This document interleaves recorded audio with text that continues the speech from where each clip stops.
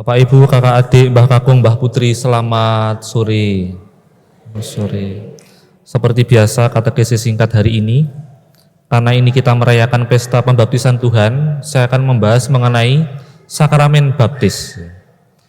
Pertanyaan pertama, siapakah yang dapat menerima pembaptisan? Gitu ya. Kalau ditanya siapa, ya, Katekismus Gereja Katolik 1246 itu mengatakan, yang dapat dibaptis ialah setiap orang dan hanya orang yang belum dibaptis. Nah, pertama, ialah setiap orang, hanya orang, ya, hanya manusia, tidak ada baptis hewan peliharaan, tidak ada. Dan hanya orang yang belum dibaptis, ya. Artinya tidak ada baptisan ulang selama baptisan yang sebelumnya dia terima itu sah, gitu ya. Karena ada yang membaptis itu, ya, yang sah itu seperti apa? Baptisannya, rumusannya jelas. Bapa, Putra, Roh Kudus, ya. Aku membaptis engkau dengan nama Bapa, Putra, dan Roh Kudus.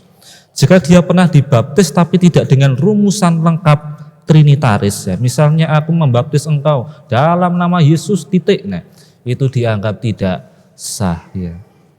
Kalau dia sebelumnya pernah dibaptis dan rumusannya persis Bapa, Putra, Roh Kudus, dia tidak perlu lagi dibaptis kalau misalnya mau jadi Katolik. Hanya perlu kelas katekumen lalu penerimaan, gitu aja.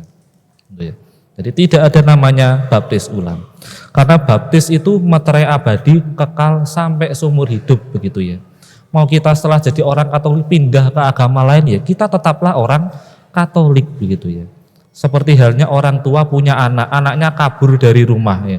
Dia menganggap orang lain itu orang tuanya, ya. Ya kenyataannya tetap darah dagingnya ya orang tua yang pertama, begitu ya. Seumur hidup kekal abadi. Nah, lalu kemudian dari sakramen baptis itu, nah, kita menerima buah-buah rahmat yang diterima ketika menerima baptis. Nah, itu bisa kita jelaskan dengan 3 cara, yaitu lewat Bapa, Putra, dan Roh Kudus bingkainya. Orang yang dibaptis itu menjadi anak Allah Bapa, gitu ya. Yesus Putra Tunggal Allah, anak kandung, by generation, gitu. Kita yang bukan siapa-siapa dibaptis diangkat menjadi anaknya, by adoption, itu diadopsi, diangkat menjadi anak-anaknya, anak Allah Bapa. Lalu yang kedua, Putra, ya. Kalau hubungannya dengan putra, baptis itu ya kita ditebus oleh darah anak putra itu sendiri, ya. Lewat pengorbanan di salib, ya, dosa kita dihapuskan. Lebih-lebih dosa asal dari Adam yang tadi Romo jelaskan dalam homili.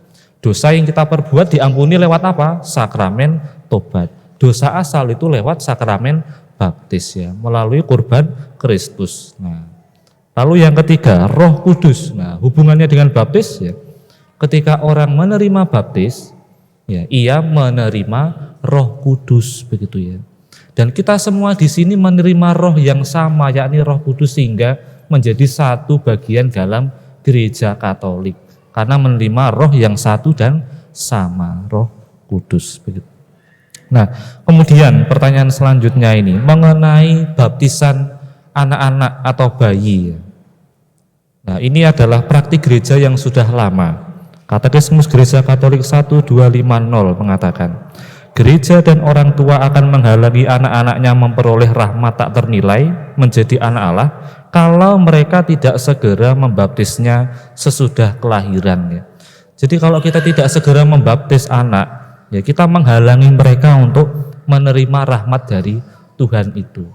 Nah, ada umat yang saya jumpai, anaknya sudah besar, tapi belum dibaptis itu. Loh, dia selama ini tidak komuni, ya? Enggak.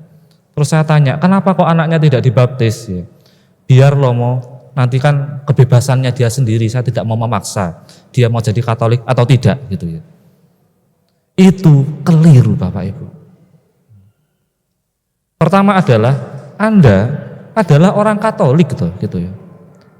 Anda mengerti bahwa baptis itu baik, baptis itu menyelamatkan. Anda orang Katolik, toh. Tetapi mengapa hal yang baik itu tidak diberikan kepada anak sedini mungkin, begitu ya. Ini bukan soal bebas atau tidak bebas. Ya seperti bayi itu, Oke, berikan dia kebebasan. Silahkan makan apapun, makan kerikil, makan pasir, kan tidak. Kita memberikan apa yang memang baik diasup oleh anak-anak itu. Juga makanan jasmani, juga makanan rohani ketika dibaptis. Jadi kalau kita memberi kebaikan, kan tidak ditunda-tunda. Lalu yang kedua, Anda adalah orang yang menikah secara Katolik. Ingat janji perkawinan itu apa? Pertama, kebaikan suami istri. Kedua, terbuka pada kelahiran anak. Ketiga, mendidik anak secara Katolik. Bagaimana mungkin Anda mendidik anak secara Katolik kalau anak Anda tidak dibaptis? Nah, itu kan kontradiksi interminis gitu kan ya. Bagaimana mungkin Anda mendidik anak secara Katolik? Tujuan Anda menikah secara Katolik kalau anaknya tidak segera dibaptis secara Katolik. Kalau Anda sungguh-sungguh orang Katolik, pasti Anda akan memberikan apa yang memang baik untuk anak-anaknya. Juga sakramen baptis, saya percaya ini menyelamatkan anak-anak saya. Saya percaya anak saya bertumbuh semakin dekat dengan Tuhan lewat sakramen yang diterima. Karena baptis menjadi pintu masuk bagi semua sakramen yang lain. Ya, baik sampai sini apakah ada pertanyaan? Tidak ada. Baik, itu saja Bapak Ibu, semoga bisa menambah wawasan iman kita. Mari kita bangkit berdiri, kita mohon berkat Tuhan.